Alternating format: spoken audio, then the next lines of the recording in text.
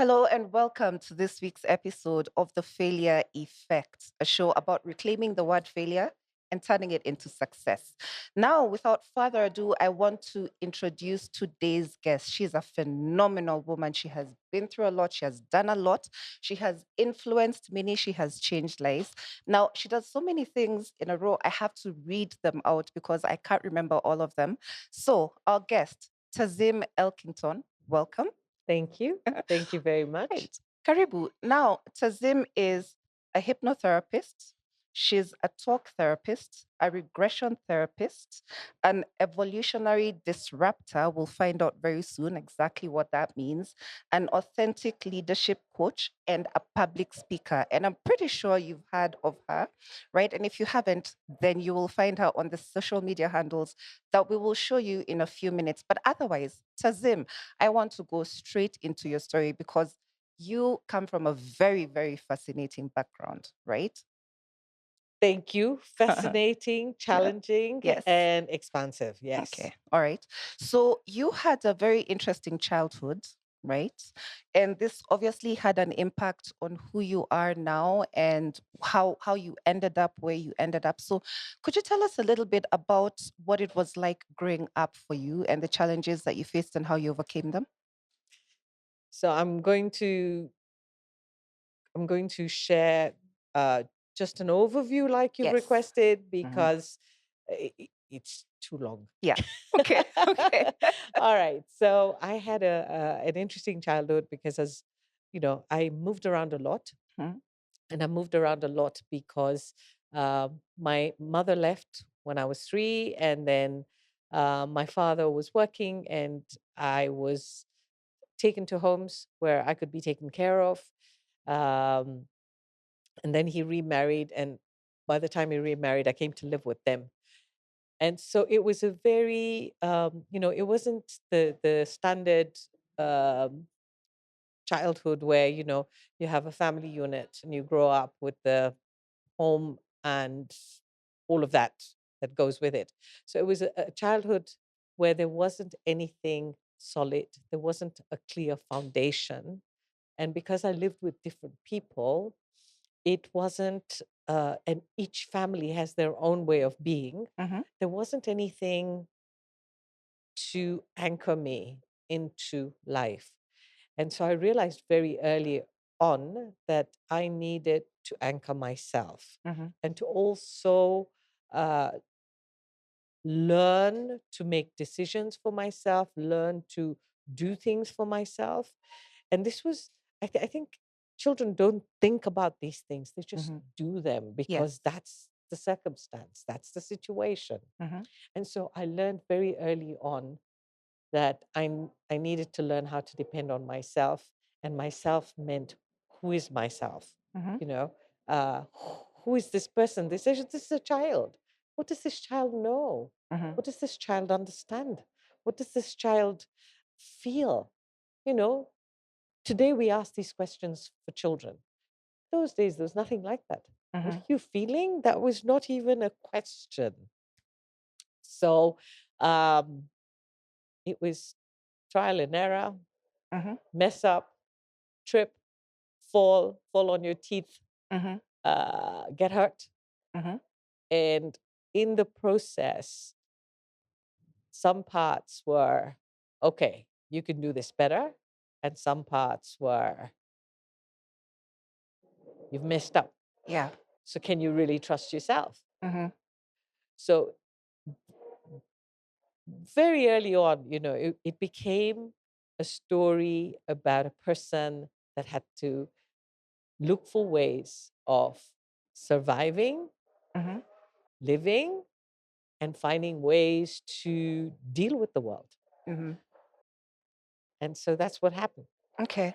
So when you say that you moved from house to house, were these relatives? Were these friends that you were living with?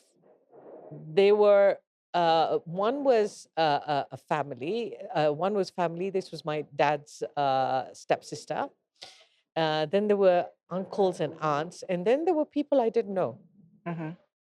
So it was a mixed bag. Okay. All right. So At what point, do you remember at what point it is or what age it was that you finally took control of your life and you said, right, I'm striking it out by myself? Just before I turned 18, Uh-huh. and I decided, okay, I've got to figure out what this life means. I mean, the question, what am I doing here? Mm-hmm. What is everybody doing here? These questions were there, maybe not clear because I was too young. But just before I turned 18, I thought, you know what? I can't hack this anymore. Mm-hmm. First of all, I need to understand this country I'm born in because I don't really know it. I don't know the people. Mm-hmm. I have not, I was in that brown lane, Yeah. and I didn't want to stay there Mm-hmm. because I felt that, I needed to understand the Mm-hmm. cultures and the more about Kenya. In fact, it's shocking. I didn't even know much about the tribes, about uh, how Kenya got its independence. Mm-hmm. I mean, our education systems also don't teach us all of True. this. True. True. So I felt quite ignorant. Mm-hmm.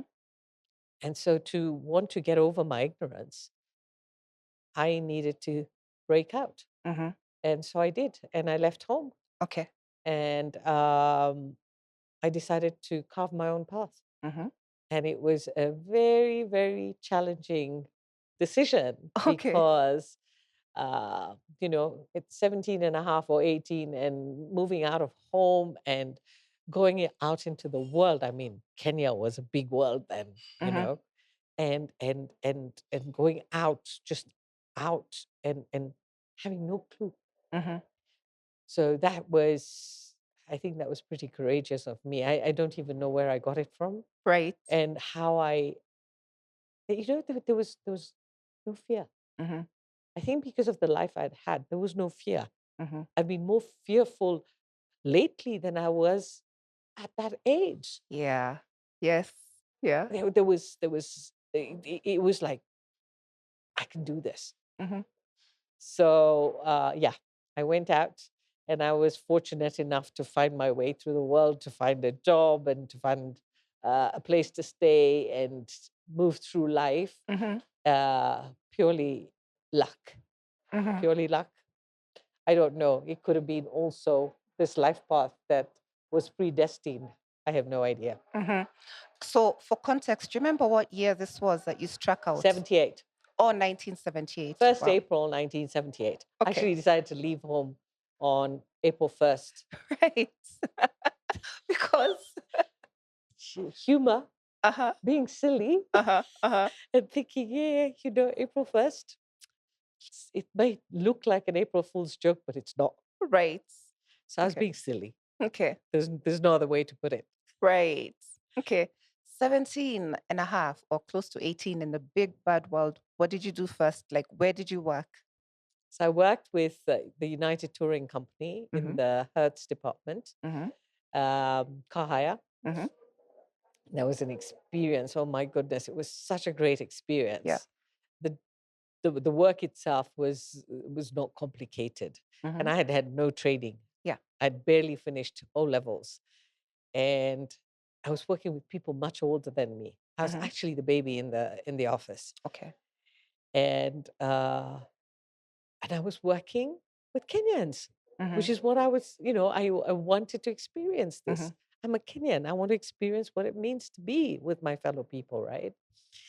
And then they used to just laugh at me. They used to think I'm such a funny person because I used to come out with all sorts of things. I can't remember them now, Mm-hmm. uh, but they used to find me hilarious, Mm-hmm. and they used to say that they haven't met anybody that has the courage to do what I'm doing. Mm-hmm.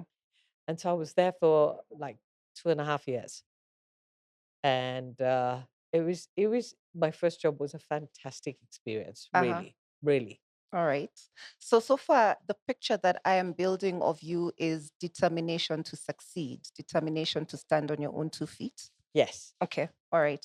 But then something happens. And I'm going to switch very quickly to a subject that's close to, I think, all of our hearts, which is marriage and love and relationships. Yes. So, what happened?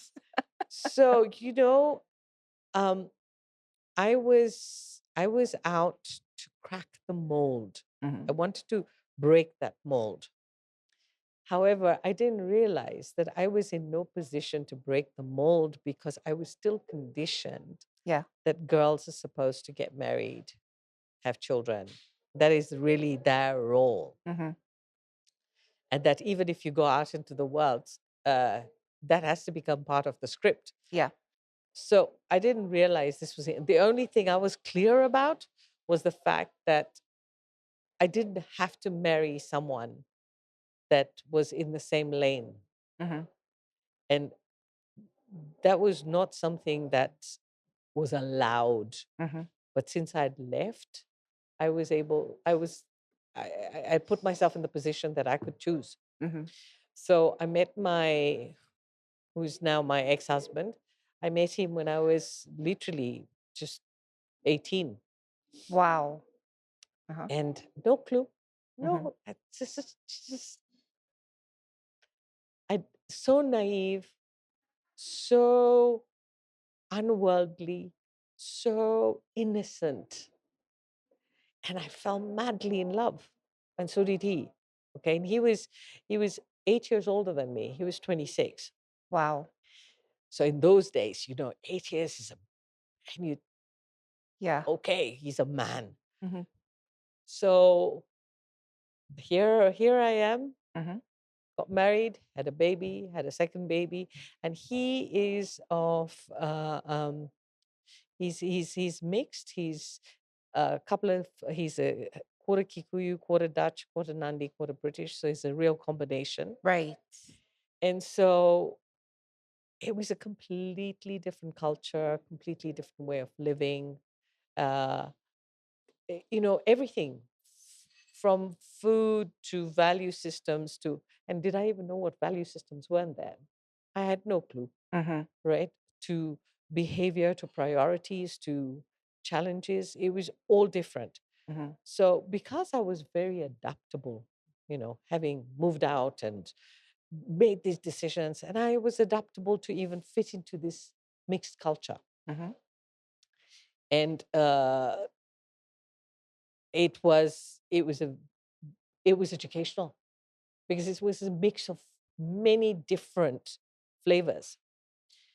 Uh, and so, unfortunately, the marriage wasn't working right from Hmm. the get go. Okay. I knew that because I didn't have a foundational understanding of the roles of male, female in relationships, it was off the cuff, Hmm. let's build as we go along. And his father died when he was 8 years old. So Right. he didn't have a father figure in his life. Hmm. So he didn't know either. And his mother had 8 kids. So Wow. he- the clash of um, not even the clash, the difference of different backgrounds, different understanding, different culture. It happens even if you come from the same tribe, you Yes. know. So can you imagine with these stark differences? It wasn't we didn't choose an easy path. Yeah.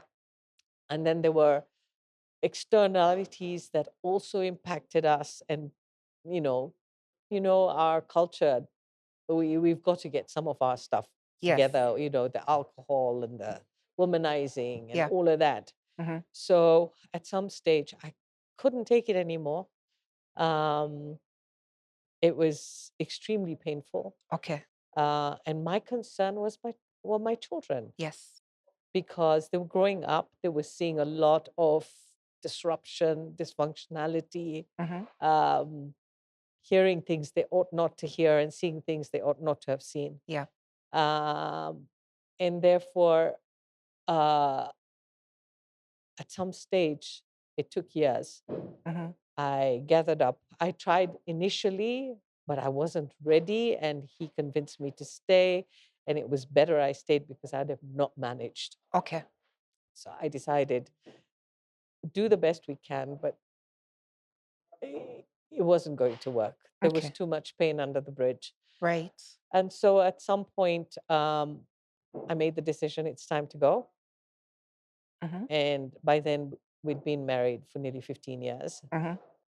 and the girls had grown up in that environment. Mm-hmm. Um, and it's not about who's right, who's wrong. I mean, I I used to get upset, and I had a temper, and I used to, I couldn't hack it, Right. uh, because it was, as far as I was concerned, this is not the way to love. Mm-hmm. So then I started the divorce proceedings, and that was a very painful time. Mm-hmm. That was a very, very painful time, and it it was just challenging, and it Yeah. took 2.5 years, over 2 years, yes. Mm-hmm. Um, yeah, Okay. Right. So in the meantime, while you're going through all of this, you're still building your career pretty determinedly. yes. Okay. How is that going? I had to mask all of this. I Yeah. couldn't go to work Yeah. and fall apart Mm-hmm. because this was the only part in my life that was sustainable, that would sustain me and the kids. Mm-hmm. I had to be very solid, and not only was I running a tour operator, I was also, because he'd gone away in between, he'd gone away to Saudi Arabia for 2.5 years, Uh-huh. and I had to make him come back because what was the point of being married if the man wasn't going to be around, right? Yeah. So it's also getting uh, and he came back and opened his own company, and I used to also help him there. Mm-hmm. So I not only did I have a full-time job, two children, and helping him in his company, I barely got X number of hours to sleep Mm-hmm. also, you know? So I was on overload. Right. So I couldn't take my home life into my office. Mm-hmm. I had to keep those two apart. Yes. Yes. And I put on, the masks we put on. Yes. Everybody has to see that you're doing all right. Mm-hmm. Mm-hmm. Okay. And that we pretend. Mm-hmm. And I had to put on the pretentious face Mm-hmm. that all is wonderful in my world. One of my, I think, grace, a big grace for me was the fact that I was a very happy go lucky cricket, Mm-hmm. and I would be able to switch, Mm-hmm. but it was must. And I had to keep pushing at work because I knew that ultimately I would need an income to support my kids Yeah. because I'd be challenged. I knew. Mm-hmm. So yeah, I went from, just being the counter person to a manager, and then ultimately a general manager of Wow. wildlife safari. Mm-hmm. And for a woman those days, Yes. Yeah. it was not easy. True. True. And in the process, a lot of, oh, how come she is, and a lot of things that they would pin on you, Mm-hmm. not the hard work you do. Mm-hmm. Mm-hmm. So yes, Yeah. I pushed myself to keep going. That determination you're talking about, Mm-hmm. and not letting up. Yes. If you like the discussion so far, please do not forget to like, subscribe, and share the content that you're watching with your friends and family. So, back to you, Tazim. While you're busy building your career because you know that you need to financially support your children, you're also having to parent your children. And these are two girls, yes? Okay. So coming from the background that you come from, right, and raising daughters, because girls tend to be affected by the drama in the household a lot more than boy. Well, okay, maybe I'm wrong. Maybe boy children get it worse. I don't know. But what are you learning through your journey of parenting when you haven't had your own example in your own childhood? So, firstly, all children are affected Mhm. because, doing the work I do now, um, we have really suppressed the boy child Mhm. and we have taken away their feelings. Mhm. Okay. Based on the fact that we have this thing that boys must not cry, boys must not show their weakness. Mhm. So we come from this very patriarchal, colonized mind Yeah. that has reduced the boy child, just to put that out there. So Yes. thank you for bringing that up, Okay. Warrior. Um, and of course, children are affected. So my girls were very affected. Mhm. And I didn't realize. I didn't realize how affected they were. I know they were affected, but I didn't realize how much. Mhm. And, because I had no parenting, Yeah. my parenting was to give them more freedom because I didn't have freedom Mhm. per se. There was, and I don't know whether the word is freedom or space, Yeah. because the word freedom also is it really possible to be free in this world? It's a question mark. Mhm. I think it's more about space and then creating your own little freedoms through Mhm. that. Mhm. And so my parenting was give them more space, allow them to do more, allow them to express more, allow them to understand more. However, I messed up also Yeah. because parenting is one of the most difficult, challenging aspects of life. Mhm. We're all doing this trial and error, apart from the fact that we're carrying generations of baggage, This is true. Yeah. generations. Mhm. Okay. And we don't even realize how much baggage we're carrying. Mhm. So everyone wants to be a parent different from their parent. Yes. Yes. And in the process, we go the opposite. And the opposite may not always be the best, True. or the same may not be the best, or the middle may not be the best because each child is so different. Mhm. Mhm. So today's parenting is more about what does each child need, require, uh, what is essential, what kind of character is this little person. Those days we had no clue, Mhm. Mhm. no clue. So in the process, with the circumstance, the situation, I am sure, you know, there was, this affected both of them. Okay. And at some point, it was like, do we look for help? But there was no help Yeah. here. Yeah. Now we talk about counseling and therapy. And personally, for me, I think Mhm. every single human being today ought to go and get therapy Mhm. because of the baggage we're carrying from centuries. True. Okay, the biases, the prejudices, the